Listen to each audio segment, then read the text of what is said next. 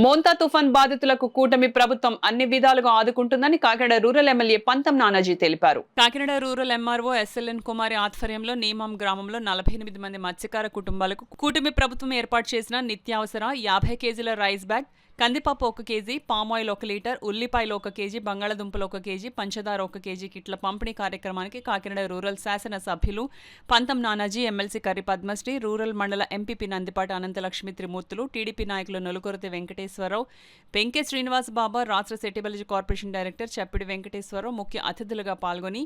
మత్స్యకార కుటుంబాల బాధితులకు కిట్లను అందించారు. ఈ సందర్భంగా కాకినాడ రూరల్ శాసన సభ్యులు పంతం నానాజీ మాట్లాడుతూ కూటమి ప్రభుత్వం మోందా తుఫానుకి ముందస్తు చర్యల్లో భాగంగా పునరావాస కేంద్రాలు ఏర్పాటు చేసి ఎన్నో కుటుంబాలకు ఆసరాగా నిలిచిందని తెలిపారు. ఈ కార్యక్రమంలో ఎమ్మెల్సీ కర్రి పద్మశ్రీ, రూరల్ మండల ఎంపీపీ నందిపాటి అనంతలక్ష్మి త్రిమూర్తులు, టీడీపీ నాయకులు నులుకుర్తి వెంకటేశ్వరరావు, పెంకే శ్రీనివాస్ బాబా, రాష్ట్ర సెటిబలజీ కార్పొరేషన్ డైరెక్టర్ చప్పిడి వెంకటేశ్వరరావు, బీజేపీ నాయకులు రంబాల వెంకటేశ్వరరావు, పితాని లీలా, ఖాదీ బోర్డు రాష్ట్ర డైరెక్టర్ సిరంగి శ్రీనివాస్, కూటమి నాయకులు, అధికారులు పాల్గొన్నారు.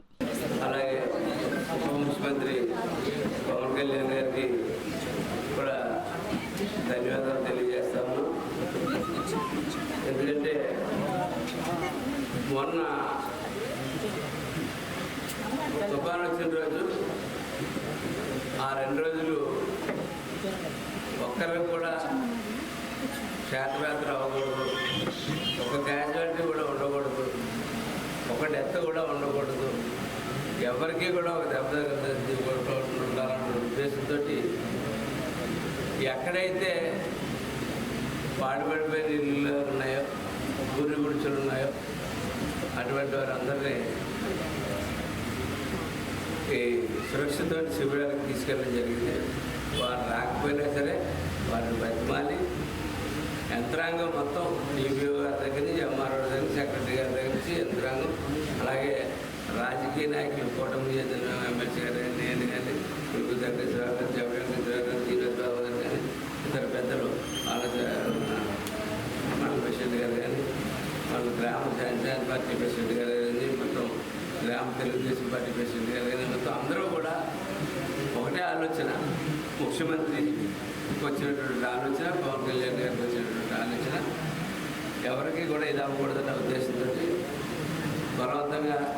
ఒప్పించి తీసుకొచ్చి షెల్టర్ పెట్టారు.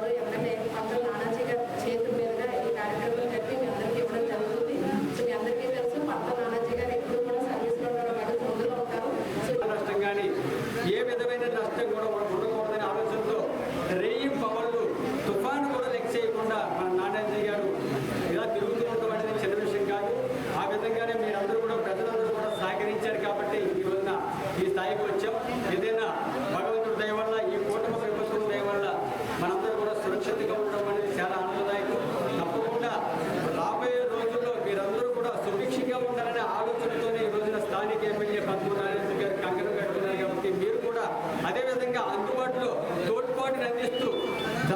మీకున్న ఇబ్బందులు కూడా రాబోయే రోజుల్లో తీర్చేదానికి తప్పకుండా ముందుండి కుటుంబ ప్రభుత్వం ప్రయత్నం చేస్తుందని, దీనందరికీ కూడా పైన పవన్ కళ్యాణ్ గారు జరుగుతుందని చెప్పేసి, ముఖ్యంగా మత్స్యకార సోదరులు ఎవరైతే ఉన్నారో తీర ప్రాంతంలో ఉన్న ప్రతి ఒక్కరిని కాపాడాలనే ఆలోచన పవన్ కళ్యాణ్ గారు తీసుకున్నారు. కాబట్టి ఎవరికి కూడా ఎటువంటి ఇబ్బందులు ఉన్నాయని చెప్పేసి ఈ సందర్భంగా తెలియజేస్తున్నారు. చంద్రబాబు నాయుడు గారు, పవన్ కళ్యాణ్ గారు, లోకేష్ ముగ్గురు కలిసి